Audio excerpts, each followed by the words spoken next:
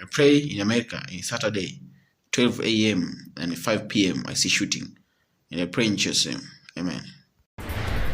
But first, breaking news, a shooting rampage that stretched from Chicago's South Side all the way to north suburban Evanston. It only ended with the suspect shot dead by police, but not before a woman was taken hostage. CBS 2's Stephen Graves is live in Evanston to break this all down. Stephen. Charlie, good evening, and there is a lot to break down. We do know at the end of this, at least 3 people were killed, including that suspect. We now know that his name is Jason Nightingale, a 32-year-old who traveled here to Evanston from Chicago. Police are saying in a carjacked vehicle as well. But let's start here in Evanston, where police say Nightingale drove to a CVS store at Western and Howard around 5:30 this evening. Officers say he accosted a woman in that store. Then he went across the street to an IHOP where he held another woman hostage. Police claim he shot that woman in the neck there. She is in critical condition. Then they say he walked to a Dollar General parking lot where that shootout with Evanston police began. I do know it was an exchange of gunfire. I'm not sure who fired first, but it was in response to violence that he perpetrated in our town. Were any of your officers hit? No, sir. None of our police officers were in.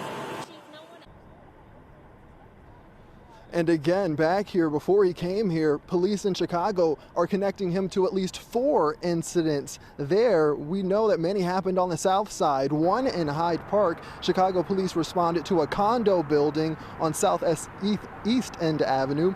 There they say the shooter walked in the front door. He asked to use the phone. That's when officers say he shot 2 women. One is in critical condition and another died. Family of that victim says she worked there, police calling her a security guard. And we spoke to a resident who remembers that victim as a loving mom.